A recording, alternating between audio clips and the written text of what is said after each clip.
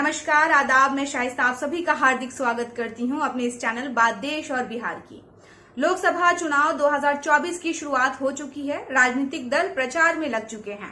Congress party चुनावी घोषणा पत्र जारी कर चुकी है, जिसके केंद्र में रोजगार, सामाजिक न्याय और लोकतांत्रिक मूल्यों की बात है। कांग्रेस ने किसानों से एमएसपी की गारंटी देने और कर्ज माफ करने का वादा भी किया है। वहीं दूसरी ओर प्रधानमंत्री नरेंद्र मोदी के नेतृत्व में एनडीए की सरकार के 2 कार्यकाल पूरे हो चुके हैं। तीसरा कार्यकाल पाने के लिए भाजपा प्रचार कर रही है। विपक्ष मोदी सरकार की कमियां गिनवा रही है, ना पूरे हुए वादों की सूची दिखा रही है। एक ऐसा ही वादा है किसानों की आय दुगनी करने का, जिसे प्रधानमंत्री नरेंद्र मोदी ने खुद किया था।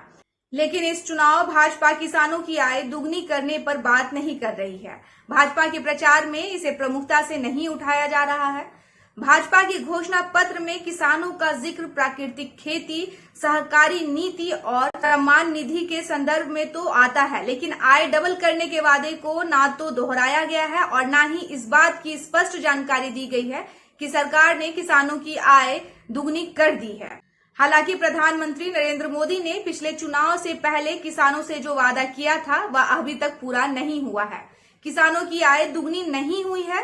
इसके अलावा वेतनभोगी कर्मचारियों की आय भी कम आई है। लेकिन इसी दौरान भारत में अरबपतियों की संख्या बढ़ी है और उनकी आय में 40 से 60% तक की उछाल आई है।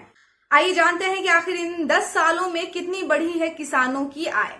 फरवरी 2016 में एक वीडियो संदेश के माध्यम से प्रधानमंत्री नरेंद्र मोदी ने ऐलान किया था कि उनकी सरकार यह सुनिश्चित करेगी कि 2022 तक किसानों की आय दुगनी हो जाए। 2019 के लोकसभा चुनाव में भाजपा ने अपने इस वादे को अपने घोषणा पत्र में दोहराया भी। हालांकि 5 साल बाद आंकड़ों के विश्लेषण से पता चलता है कि किसानों की आय दुगनी नहीं हुई है।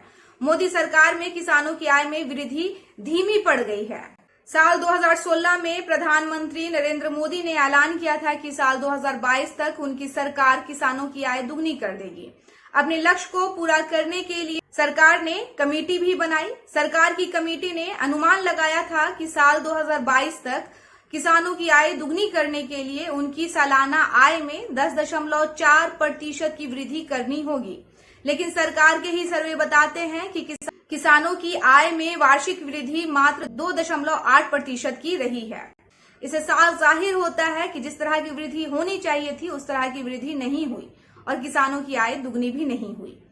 वेतनभोगी कर्मचारियों की आय में भी कमी आई है। अंतर्राष्ट्रीय श्रम संगठन और मानव विकास संस्था द्वारा संयुक्त रूप से तैयार की गई नवीनतम रिपोर्ट के अनुसार सैलरीड वर्कर की कमाई कम हुई है। रिपोर्ट के अनुसार 2012 से 2022 के बीच नियमित वेतनभोगी कर्मचारियों की औसत मासिक वास्तविक कमाई में हर साल 1% की गिरावट आई है। कमाई पर महंगाई के असर के बाद जो रकम बचती है उसे रियल इनकम या फिर रियल अर्निंग कहते हैं।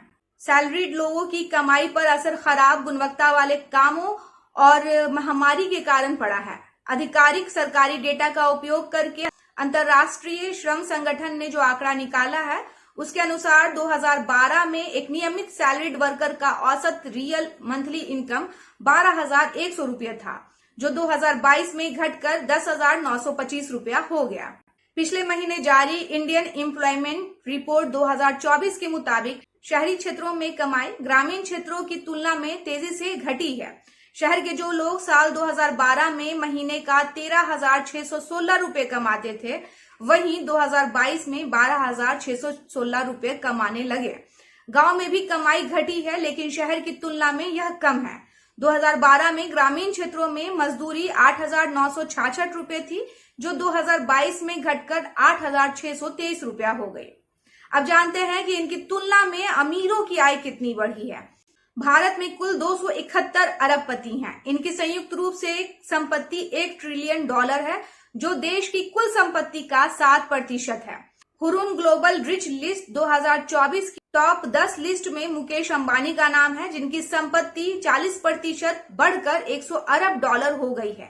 वहीं इस लिस्ट में 15वें नंबर पर जगह बनाने वाले गौतम अदानी की संपत्ति 62% से बढ़कर $86 अरब हो गई है। वैसे इस लोकसभा चुनाव में सरकार से सवाल इन मुद्दों पर बनते हैं। लेकिन आप इन रिपोर्टों का संज्ञान लें, उसे देखें। आप देखें कि किसी भी पार्टी ने जो अपने वादे किए थे उस वादे को उसने कितना पूरा किया, या फिर उस वादे को पूरा करने के लिए उसने कितनी कामयाबी हासिल की है, उसकी क्या तत्परता रही है। खैर, इसी तरह की रिपोर्ट के साथ हम लोग मिलते रहेंगे, बात देश और बिहार की शाइस्ता के साथ। अगर आपको ये रिपोर्ट पसंद आई हो तो इसे लाइक कीजिए, अपनों के बीच में शेयर कीजिए, और हाँ, चैनल को सब्सक्राइब करना बिल्कुल ना भूलें। इसके अलावा बेल नोटिफिकेशन का आइकन भी प्रेस कर दीजिए। बने रहिए आप सभी मेरे इस चैनल पर बात देश और बिहार की शाइस्ता के साथ। मुझे दीजिए इजाजत। धन्यवाद।